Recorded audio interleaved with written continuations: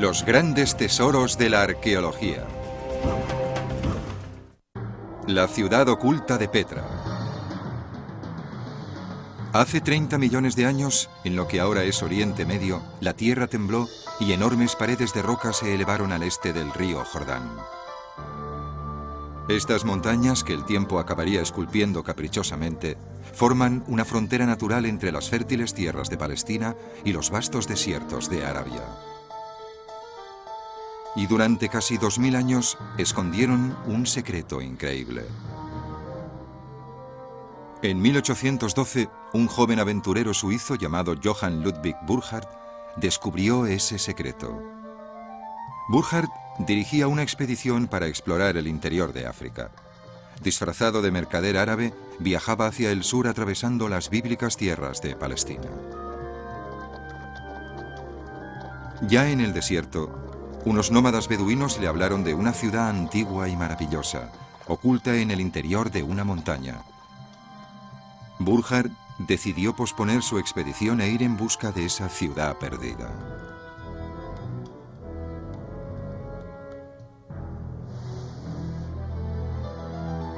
Sus guías le llevaron hasta un serpenteante desfiladero, tan estrecho que en algunos lugares el sol ni siquiera brillaba. Un pasadizo de piedra que bien podía ser una trampa mortal en caso de una inundación repentina o en una emboscada de los beduinos, conocidos por su crueldad con los extranjeros que encontraban en sus dominios. Burckhardt se enfrentaba a lo desconocido. De repente, las paredes del cañón se cerraron. La luz del día desapareció. Y entonces, en la oscuridad, se reveló el secreto.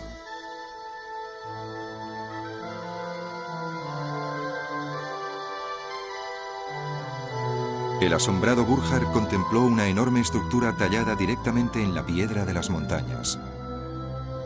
Eso ya habría sido bastante sorprendente, pero solo era el principio.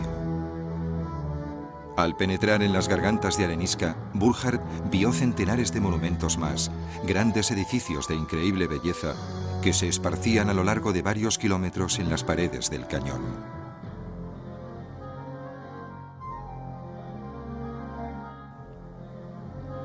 Burckhardt no se atrevió a compartir su emoción con sus guías beduinos. Solo su disfraz le separaba de una muerte fugaz. Pero como experto historiador, sabía que había topado con una civilización antigua, olvidada por el mundo occidental. Johann Ludwig Burckhardt había encontrado la ciudad oculta de Petra.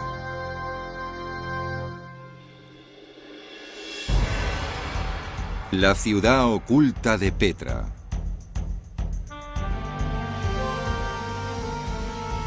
Primera parte.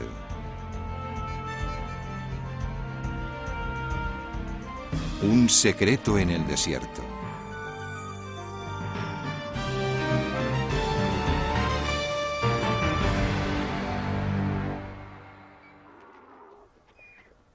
Han pasado casi 200 años desde que Burckhardt descubrió Petra, pero sus ruinas siguen fascinando a los arqueólogos.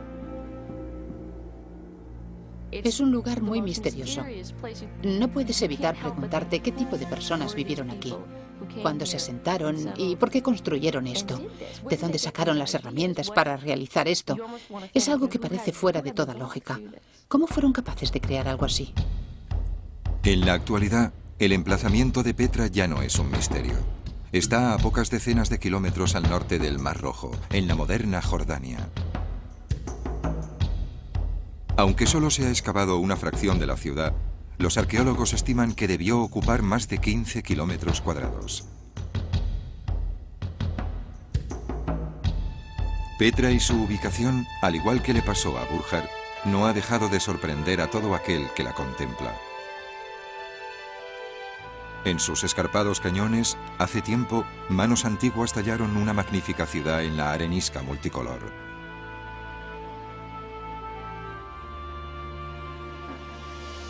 En el duro desierto, los constructores de Petra cincelaron un opulento escenario, curiosamente parecido a los grandes monumentos de Grecia y Roma.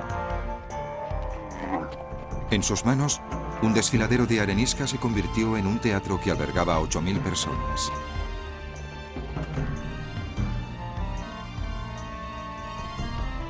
La ladera de una montaña se convirtió en un enorme edificio de casi 45 metros de altura.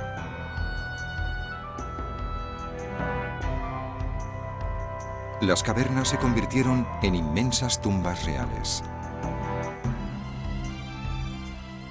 Pero ¿quién esculpió estos excepcionales monumentos? ¿Y cómo los tallaron en la roca maciza?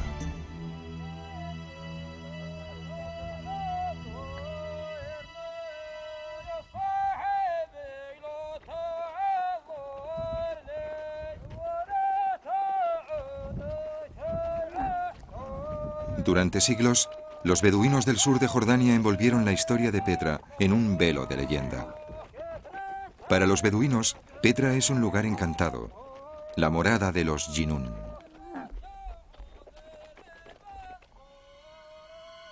Los Jinún son los hombres del saco del folclore del desierto, demonios invisibles que embrujan lugares deshabitados, molestando a los humanos imprudentes.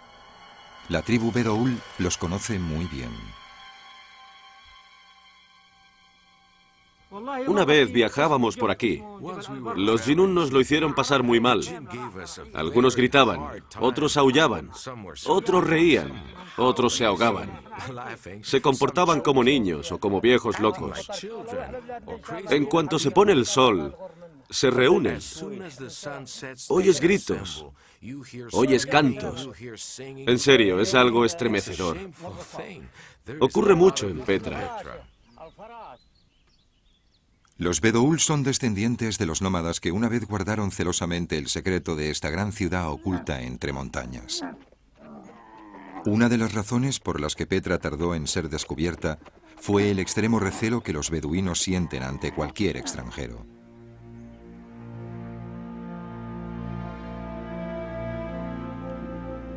En el folclore Bedoul, Petra es el lugar donde Moisés abrió con su báculo la roca maciza para encontrar agua para su gente, como dice el Antiguo Testamento. Los Bedoul creen que el estrecho paso que siguió Burjar para llegar a la ciudad es la grieta provocada por el bastón de Moisés. Dicen que el enorme edificio tallado que vio Burjar lo construyó el antagonista de Moisés, el faraón de Egipto. Cuando estudiamos los mitos de Petra, nos encontramos con el faraón. Porque toda Petra está relacionada con la historia del faraón de Egipto y su persecución a los hijos de Israel. Bueno, debería haberse ahogado en el Mar Rojo, pero según la leyenda popular, llegó hasta Petra. Los beduinos creen que el faraón escondió su enorme fortuna dentro de una urna en lo alto del edificio que llaman el Tesoro.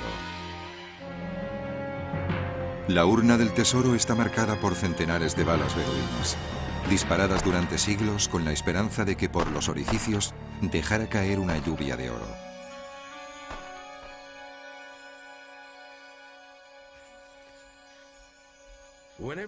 Cuando la gente visitaba el lugar, decía que era como un tesoro.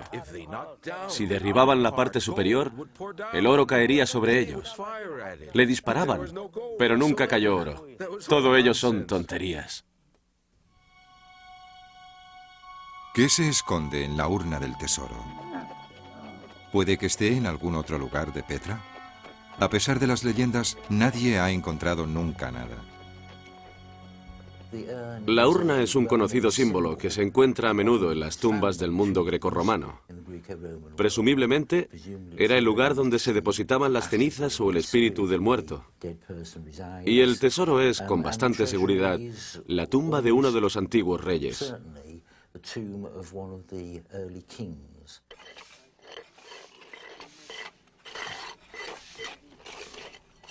Los arqueólogos han contabilizado casi 800 tumbas talladas en Petra. ¿Podemos encontrarnos simplemente ante un enorme cementerio? La mayoría de los estudiosos cree que en la antigüedad Petra era más una ciudad de vivos que de muertos. Hace 2000 años, cuando Jesucristo caminaba por las montañas de Galilea, a menos de 300 kilómetros de aquí, casi 30.000 personas podían haber vivido en Petra. Muchos visitantes han malinterpretado la ciudad de Petra a causa de sus tumbas. Creen que es una necrópolis, una ciudad muerta. Pero Petra era una ciudad muy vital, una ciudad viva.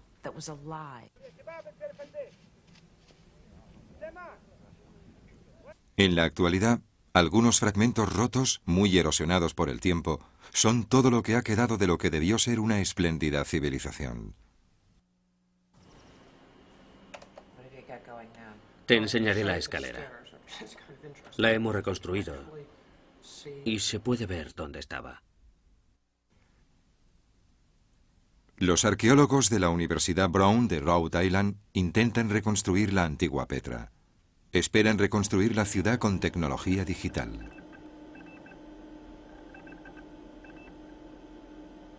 Su trabajo apenas acaba de comenzar.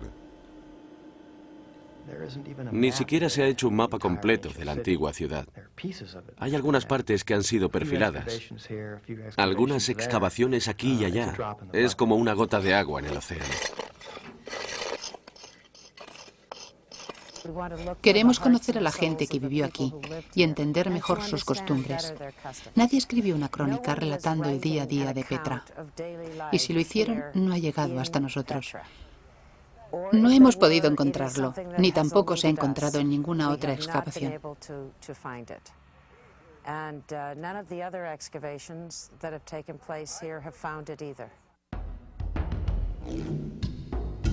Algunas inscripciones y algunos textos antiguos nos hablan de unos reyes poderosos que gobernaban en democracia, de dioses omnipotentes y suntuosos banquetes, de grandes triunfos sobre enemigos y de mujeres con derecho a tener propiedades. No sabemos mucho más sobre los constructores de Petra, salvo su nombre, los nabateos. Una de las cosas interesantes sobre los nabateos de Petra es que nadie sabe precisar su origen. Era un pueblo que salió del desierto con muy poco y aspiraba a mucho. Querían aprender. Está claro que fueron adaptando cosas de otras culturas. Y sería interesante saber cómo pasaron de ser una comunidad nómada a asentarse en una ciudad, a una próspera y enorme metrópolis, una de las ciudades más grandes de Oriente Medio.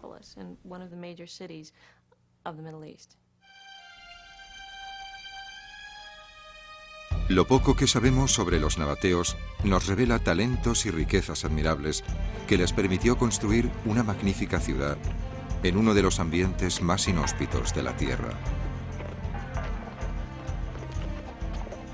Pero, ¿por qué aquí? ¿Y quiénes fueron esas misteriosas y notables personas que soportaron la dureza del desierto para tallar su ciudad inmortal en roca maciza?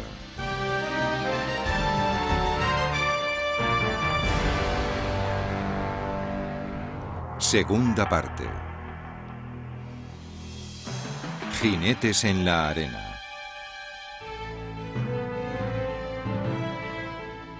Cinco siglos antes del nacimiento de Cristo, una desconocida tribu de nómadas desafió el vasto desierto árabe. Se llamaban a sí mismos los Nabatu. Los griegos les llamaban nabateos. Hasta hoy, nadie sabe de dónde salieron ni qué les llevó a alcanzar tan extraordinarios logros.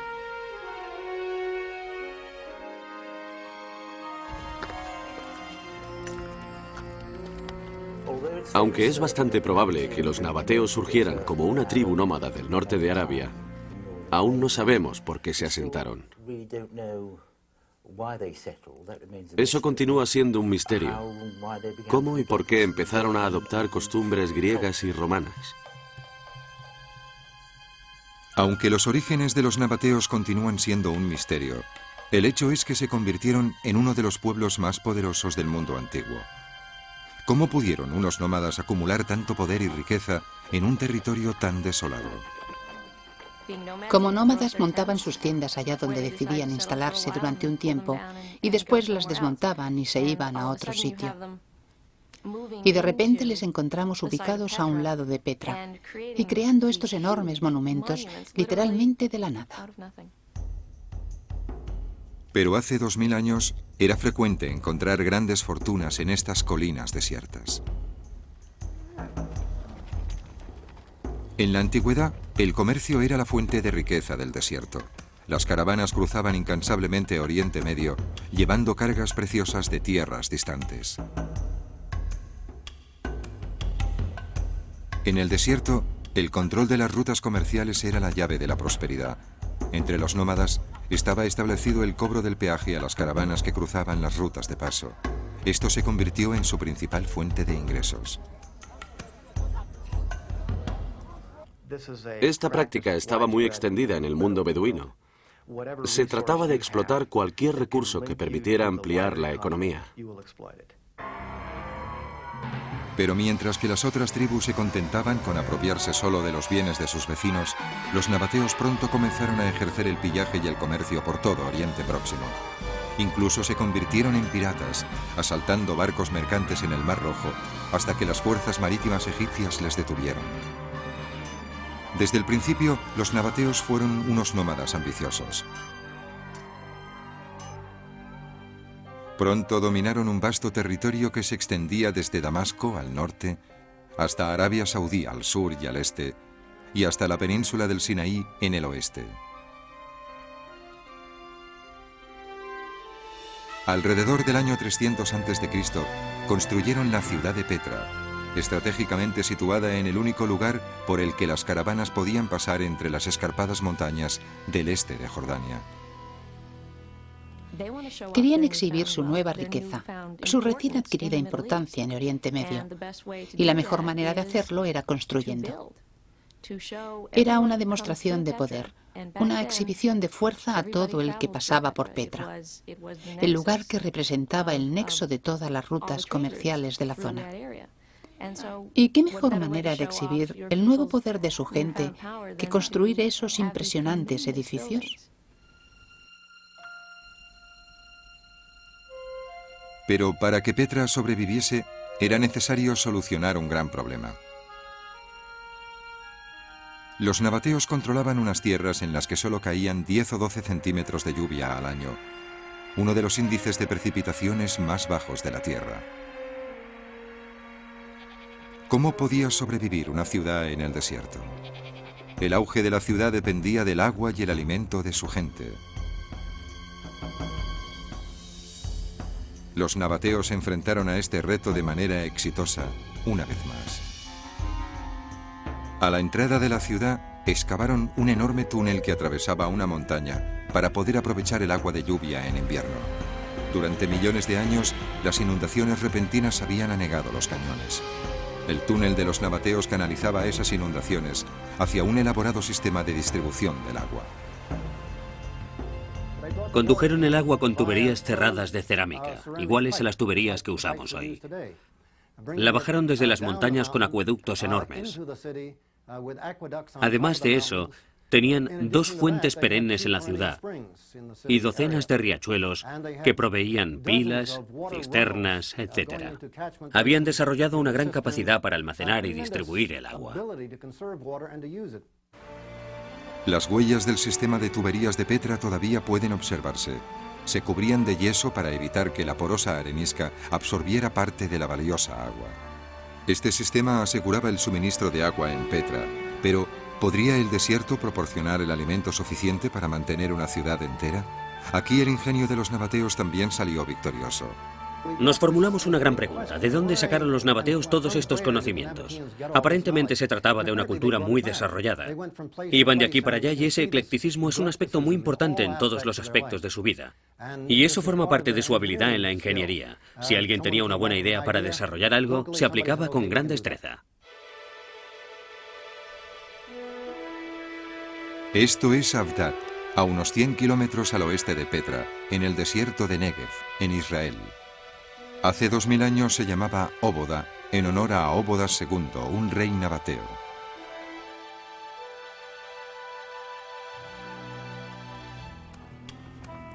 La antigua Óboda era una fortaleza nabatea y un centro comercial. Desde su ciudadela, soldados montados en camellos patrullaban las rutas de caravanas. Y en Óboda, los nabateos hicieron florecer el desierto.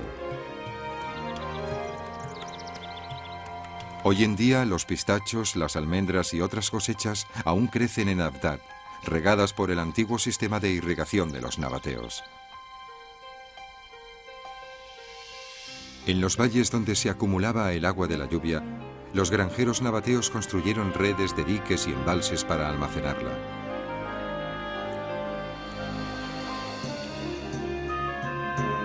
Con este sencillo sistema, los nabateos hicieron del desierto su campo de cultivo y alimentaron a decenas de miles de personas.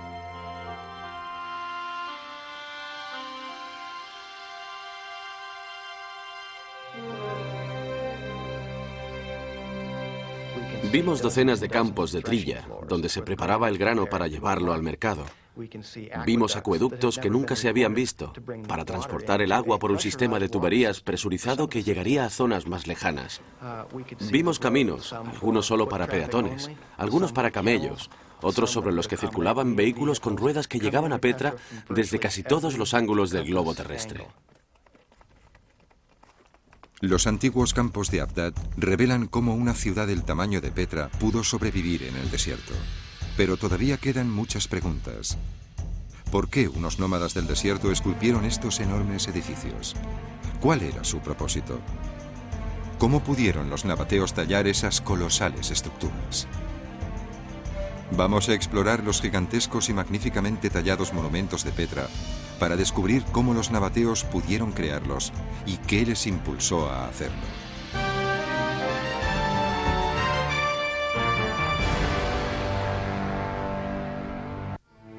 Tercera parte. De roca maciza. Los arqueólogos creen que la mayor parte de los 800 monumentos tallados de Petra eran tumbas. La presencia de tantas tumbas ha hecho que algunos crean que Petra no era una ciudad para los vivos, sino un auténtico cementerio, como el Valle de los Reyes de Egipto. Pero la mayoría de los estudiosos cree que las tumbas de Petra no estaban rodeadas de un silencio sagrado, sino del ruidoso ajetreo de una metrópolis. Los reyes nabateos construyeron Petra no para prepararse para el otro mundo, sino para alardear de su riqueza y su estatus en este. Sus vecinos tenían unos enormes sepulcros y cosas de ese tipo. Los nabateos tenían que superarlos, así que nos encontramos que todos los riscos que rodean la base rocosa de Petra están adornados con monumentos funerarios. Fueran cuales fueran sus motivos para esta obra a gran escala, los nabateos dedicaron su aparentemente ilimitada energía a esta tarea. En sus cañones de arenisca tallaron las tumbas sobre roca maciza. Hoy en día, aún se ven los golpes de cincel que hace siglos esculpieron un mausoleo familiar. En estas tumbas, los muertos se unían a sus ancestros en el sueño eterno, mientras los vivos celebraban banquetes en su honor. Algunas tumbas eran de un tamaño relativamente modesto. Otras eran de proporciones asombrosas. Con técnicas ingeniosas y grandes esfuerzos, los nabateos convirtieron laderas enteras en monumentos. Las fachadas de las tumbas están trabajadas en la roca de arriba a abajo. Tuvieron que utilizar algún tipo de andamiaje o alguna escalera de varias decenas de metros. Se empieza tallando algunos surcos en la roca. El objetivo es poder insertar madera en ellos, mojarla, y que cuando se expanda rompa algunos bloques. Lo que hoy nos parecen cicatrices en la mayoría de las tumbas son las perforaciones que quedan tras haber agrietado la roca. El trabajo final se hace cincelándolo. Literalmente se esculpe.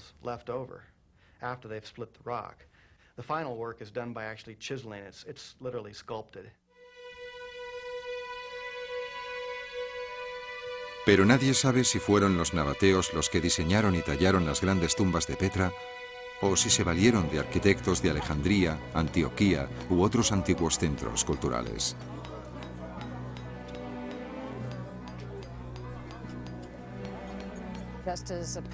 Igual que en la actualidad, la moda de París puede verse en las lujosas tiendas de la Quinta Avenida de Nueva York, los diseños y el arte de Grecia pudieron llegar a Petra de la mano de algunos arquitectos y artistas contratados por los reyes que gobernaban en este lugar. Sin embargo, estos monumentos son nabateos, construidos según principios clásicos. Tienen un sabor autóctono, muy semítico y característico.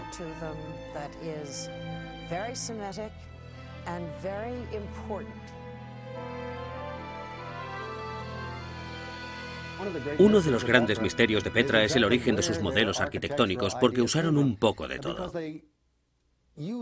Encontramos materiales egipcios,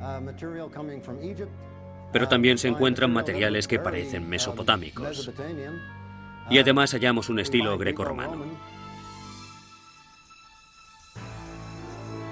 Pocas cosas en este mundo se desarrollan como predecimos. Los habitantes de Petra no eran conscientes de su contribución a la humanidad. Su escritura, una forma de arameo en semicursiva, acabaría desarrollándose hasta ser la base de la escritura árabe moderna. Los árabes desarrollaron una importante tradición poética.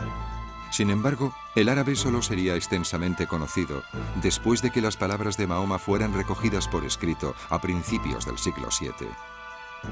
Unos 100 años después, en el 720, un farmacéutico árabe llamado Abu Shafar inventó el ácido sulfúrico y el nítrico. Sin estos productos químicos, nuestra sociedad no tendría pintura, plástico o detergente. La existencia del Corán y su difusión hicieron posible que el árabe se convirtiera en una de las lenguas más habladas del mundo. Hoy en día, más de 175 millones de personas hablan árabe y practican la religión del Islam, cuyo libro sagrado es el Corán. Pero en la antigüedad, el gran centro de Petra era su teatro, de un diseño puramente grecorromano, con capacidad para 8.000 personas. Nadie está completamente seguro de las razones que llevaron a los nabateos a su construcción, pero la mayoría de expertos creen que fue la ambición de poder. Los nabateos eran tan humanos como el resto del mundo. Cuando tienes un gran superávit de capital, no te puedes permitir ser un bárbaro. No quieres vivir como un primitivo. Todas las ciudades debían tener un teatro porque eso era la demostración del nivel cultural y, por tanto, del poder social. La arquitectura de Petra muestra cómo los nabateos se divertían y cómo adoraban o lloraban a alguien.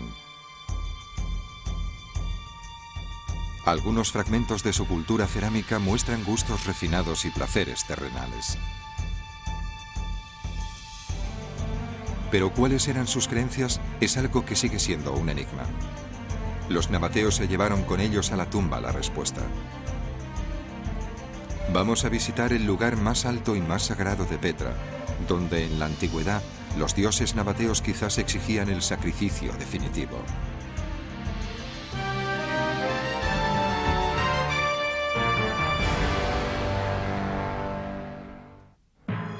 Cuarta parte.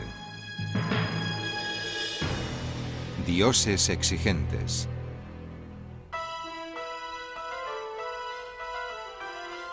En algún momento de la antigüedad, encima de los cañones que dominaban Petra, los artesanos nabateos excavaron toda la cima de una montaña, dejando solo un par de obeliscos. Nadie sabe por qué. Algunos estudiosos creen que los misteriosos obeliscos son la representación de los dioses nabateos.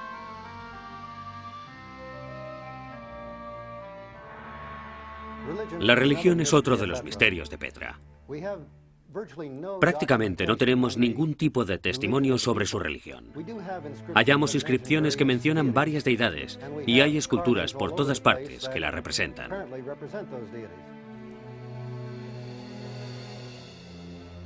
Esparcidos por toda Petra, topamos con unos misteriosos monumentos esculpidos llamados bloques dios. Los dioses de los nómadas del antiguo Oriente Próximo prohibían que sus adoradores supieran sus nombres o contemplasen sus rostros. El dios jefe de los nabateos era Dushara. Su nombre significa el de las montañas de Shara.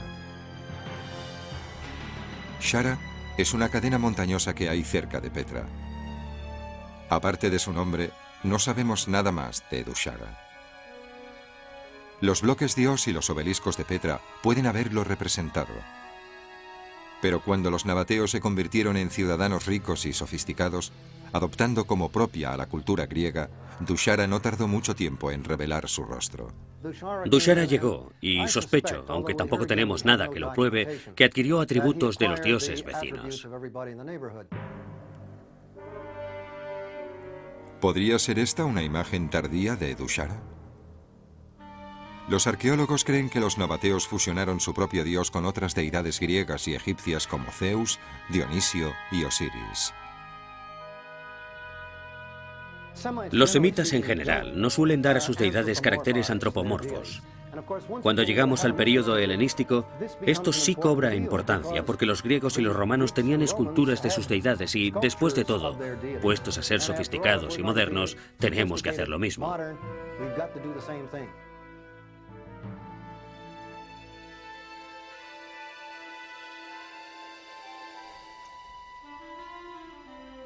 Pero incluso los sofisticados nabateos podrían haber celebrado algunos rituales bastante siniestros. En la cima de una montaña por encima de Petra, los nabateos tallaron un misterioso altar.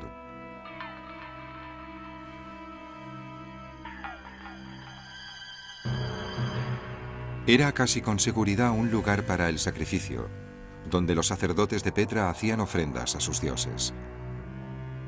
¿Pero qué sacrificaban aquí? ¿O a quién?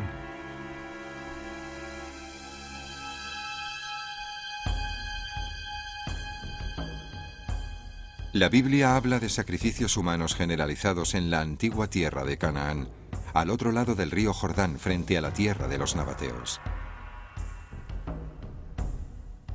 Los sacerdotes de Baal, el dios de los cananitas, sacrificaban niños en la cima de las montañas.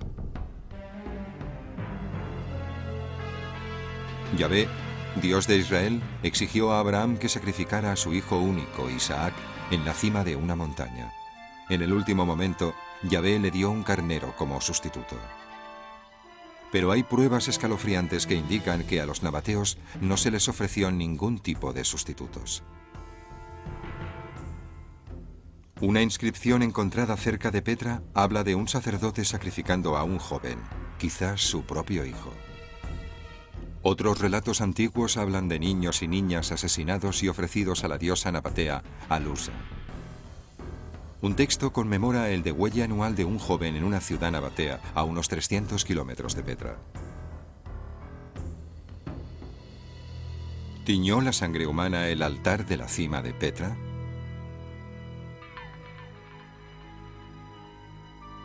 ¿Son los obeliscos de Petra imágenes primitivas de los dioses esperando en vano la sangre de los infantes de Petra? Entre los estudiosos, estas preguntas son muy recurrentes, preguntas que quizás nunca encuentren respuesta. Solo porque tenemos un altar, la gente empieza a decir inmediatamente: ¿sacrificaban gente? Lo dudo. Cuando llegamos al siglo I, todo el mundo es bastante civilizado. Es decir, que ya no se hacían esas cosas. Presumiblemente, con el paso del tiempo, los sacrificios de niños se volvieron menos comunes, pero hay unas pocas referencias en algunos textos nabateos encontrados en Petra y sus alrededores que sugieren que ocasionalmente aún se practicaba, y no es sorprendente si tenemos en cuenta la larga tradición de sacrificios infantiles en el mundo semítico occidental, y tiene más sentido de lo que nos parece. La mayoría eran ofrendas de fertilidad. Los dioses regalaban el don de engendrar hijos, la procreación, y era obligado corresponderles a dicho regalo sacrificando una parte del mismo. Así que de algún modo era un gran honor, aunque un honor un tanto dudoso. Los dioses nabateos siguen dejando perplejos a los arqueólogos, pero un reciente y espectacular hallazgo no deja lugar a dudas de que Petra fue finalmente conquistada por otro dios.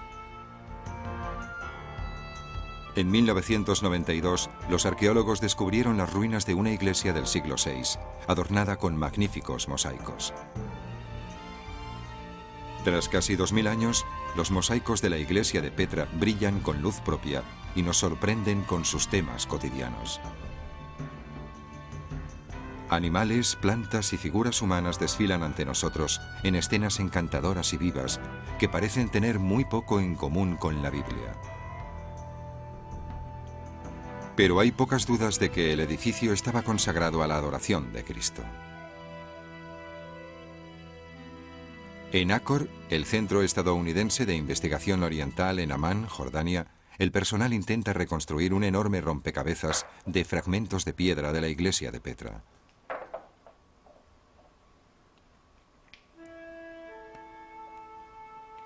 A medida que progresa el trabajo de restauración, se revela la gran maestría de la escultura en piedra. Los habitantes de Petra debieron gastar tanto dinero y energía en construir su iglesia como en las tumbas y en los templos paganos. Pero más allá de sus esplendores artísticos, la iglesia de Petra ha traído consigo un descubrimiento incluso más impresionante.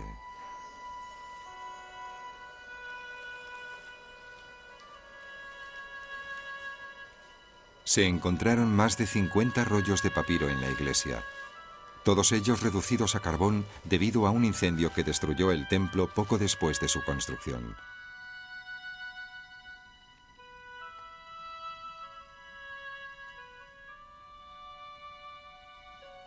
En un laboratorio especial del Centro de Investigación, un equipo de estudiosos está separando cuidadosamente las capas calcinadas de los rollos y preparándolos para ser traducidos.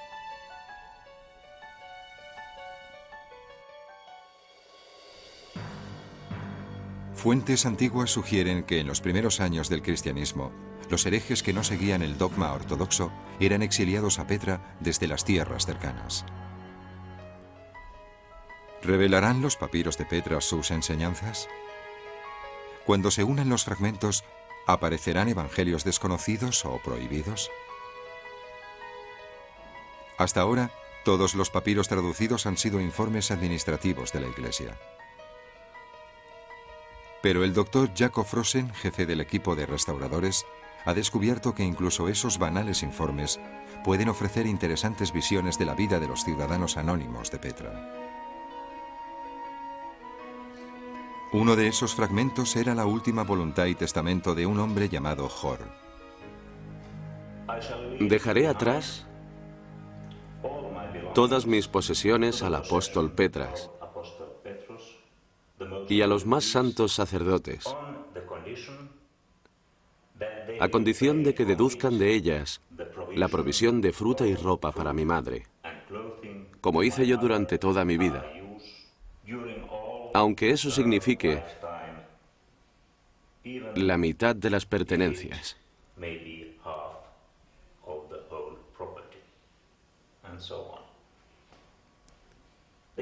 Estos textos son importantes para los arqueólogos porque nos hablan sobre los terrenos, las casas, las iglesias y los monasterios de Petra y de los alrededores. Por ejemplo, tenemos muchas divisiones de propiedad con una descripción muy precisa de los terrenos y de sus alrededores. Y por eso sabemos exactamente quién vivía en algunas partes de Petra y dónde estaban las iglesias y los monasterios.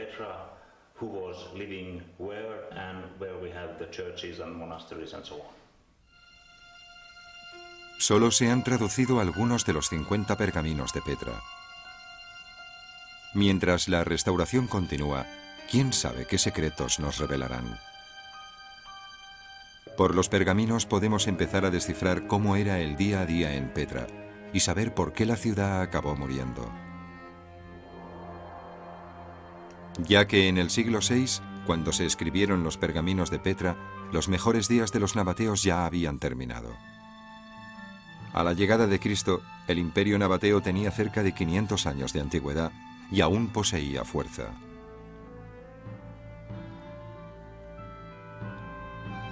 Pero la prosperidad de los nabateos iba a costarles su independencia. Los habitantes de Petra se habían vuelto tan ricos gracias a los impuestos sobre las caravanas que atrajeron la atención del imperio más poderoso del mundo, el Imperio Romano. A los todopoderosos romanos Petra les empezaba a molestar. Estaban cansados de pagar precios más caros por los artículos que cruzaban el territorio nabateo. Los emperadores romanos decidieron que si las caravanas pagaban impuestos a los nabateos debían pagar impuestos a Roma. Las legiones marcharon sobre Petra. Se enviaron 2 expediciones para conquistar Petra. La primera fue sobornada y la segunda estaba a mitad de camino cuando murió el emperador y tuvieron que dar media vuelta. Pero los romanos lo que realmente pretendían era controlar toda esta zona. Finalmente, cuando el rey Nabateo murió en el año 106 después de Cristo, el emperador Trajano envió una legión a anunciar que a partir de entonces Petra pasaba a depender de Roma. Los nabateos no tenían otra elección que aceptar el mando de Roma. Petra empezó su nueva andadura como capital de la provincia romana Arabea Petraea. Los romanos construyeron una calzada que atravesaba la ciudad. Instauraron un gobernador y prudentemente permitieron que los nabateos continuasen con su trabajo como siempre.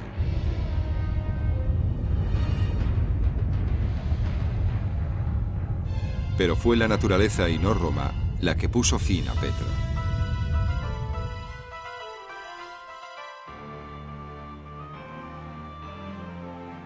Según los relatos antiguos, a las 9 de la noche del 19 de mayo del año 363 después de Cristo, un terremoto sacudió Petra. Al menos la mitad de la ciudad fue destruida.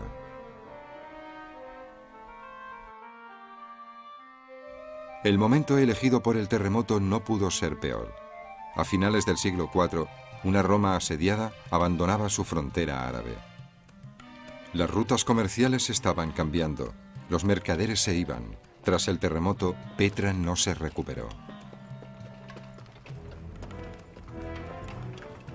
Con el paso del tiempo, los nabateos la abandonaron.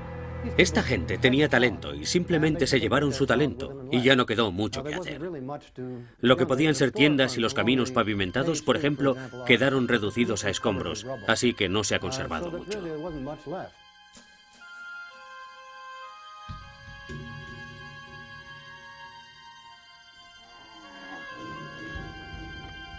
En el siglo VII, cuando los ejércitos de Mahoma difundieron el Islam, Petra ya se había convertido en una ciudad oculta entre montañas. Los nabateos habían desaparecido en el desierto tan misteriosamente como habían emergido de él, pero no sin dejar un legado final para Oriente Medio. El alfabeto nabateo evolucionó hasta convertirse en el alfabeto árabe, la lengua que hoy hablan millones de personas, desde Marruecos hasta el Golfo Pérsico.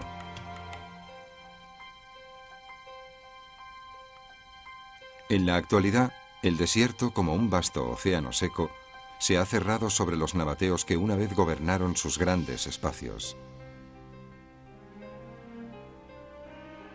La vida ha vuelto a su ritmo eterno, mientras los arqueólogos no han dejado de sorprenderse con los misterios de Petra. ¿Qué les ocurrió a los nabateos? No lo sé. Prefiero pensar que todavía continúan allí. ¿La gente con la que convivimos cuando excavamos son los descendientes de los nabateos? Me gustaría creer que sí. Están muy orgullosos de su Petra. Este es su hogar.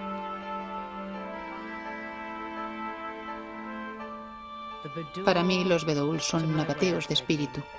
Y está claro que son nabateos por orgullo.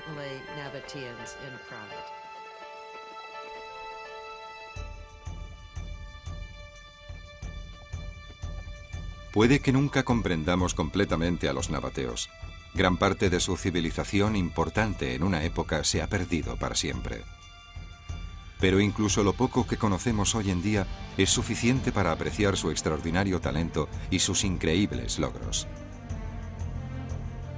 Y a pesar de lo mucho que se ha perdido, siempre conservaremos, y no dejará de fascinarnos, el maravilloso testamento de la grandeza de esta ciudad oculta, espléndida y misteriosa de Petra.